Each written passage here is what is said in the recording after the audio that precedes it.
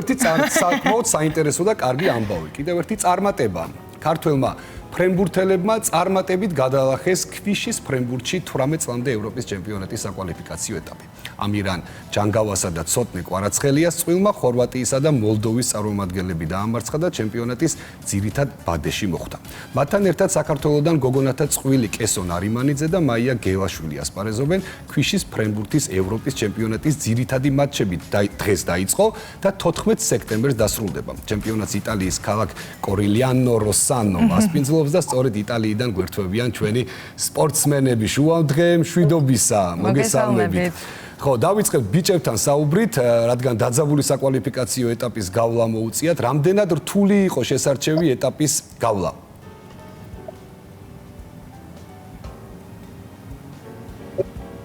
მოგესალმებით. ჩვენ საკვალიფიკაციო ეტაპზე დავუპირისპირდით სამ ქვეყანას, კვიპროსის, მოლდოვისა და ხორვატიის ნაკრებებს, სადაც პირველ მატჩში სამწუხაროდ კვიპროსთან დავამარცხდით, თუმცა შემდეგ შევძელით გამარჯვების მოპოვება ხორვატიისა და მოლდოვის ნაკრებთან, რისი დაახმარებითაც მოხვდით ევროპის მთავარ ბადეში და გავედით ევროპის ჩემპიონატს. ელოდით თუ არა გამარჯვებას?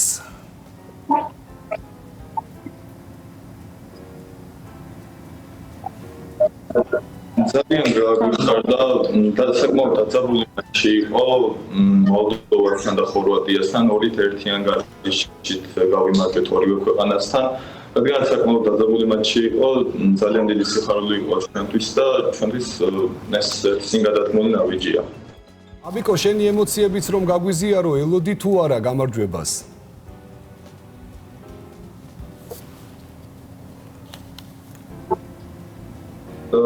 საკმაოდ ბევრი ვიმუშავეთ იმისთვის, რომ რაღაც შედეგი დაგვედო ევროპის ჩემპიონატზე. მოლოდინი მქონდა, იმიტომ რომ საკმაოდ დიდი მომზადება გავხდეთ ტურნირამდე. ძალიან გაგვიჭირდა, მაგრამ საბოლოო ჯამში მსმენელების დახმარებით მოვახერხეთ და გავედით. 18 წლამდელთა ევროპის ჩემპიონატზე საქართველოს სახელით ბაჟებთან ერთად ასპარეზობდნენ გოგონებიც. როგორია თქვენი მოლოდინები? გოგონებო. მოგესალმებით. რა თქმა უნდა, ძლიერი გუნდები მიღებენ ჩვენ ჯგუფში მონაწილეობას. შევებით გამოცდილები არიან, მაგრამ ჩვენ მაქსიმალურად ვეცდებით, რომ ჩვენი მაქსიმუმი ჩავდოთ და ბოლომდე ვითამაშებთ ჩვენ და მაიკო, შენი განცდების და ემოციებიც რომ გაგვიზიარო?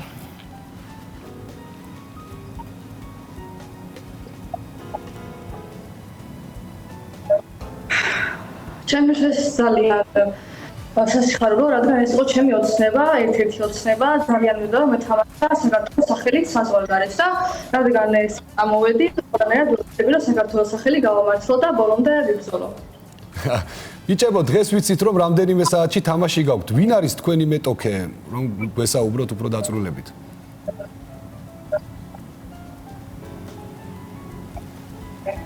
დღეს ვეთამაშებით პოლონის. მოლოდინი გვაქვს დიდი, ვეცდებით რომ მოვიგოთ ყველანაირად. თუ გაიმარჯვებთ, ვისთან გექნებათ შეხვედრა? შემდეგში ჯგუფში ყავს შვეიცარია და კიდევ ყავს ხორვატია ყავს ჯგუფში. ჩემპიონატში თქვენთან ერთად მონაწილეობას იღებენ ევროპის წამყვანი ახალგაზრდა სპორტსმენები. რას ნიშნავს თქვენთვის, როცა საქართველოს სახელით ასპარეზობთ? ამ ტურნირზე ვეცდებით რაც შეიძლება დიდი გამოსვლება მოაგროვოთ და მათ შეიძლება გამმეტი შესწავლა მოვიყავოთ და გამოასწოროთ შემდეგი ტურნირებისთვის.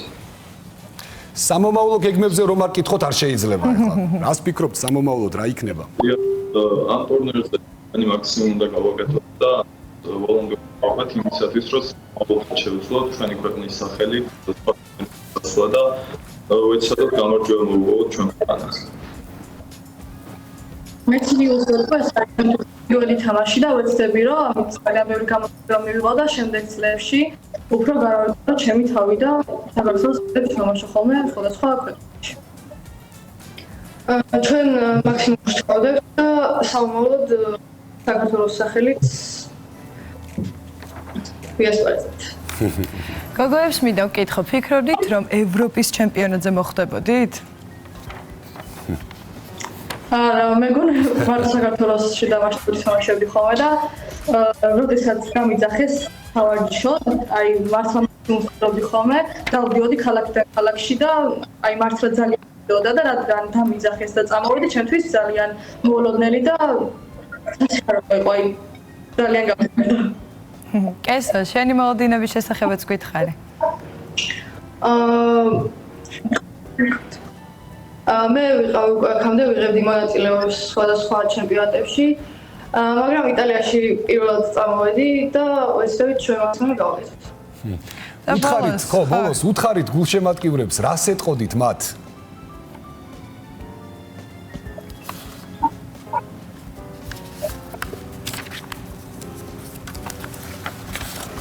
საქართველოს გულშემატკივრებს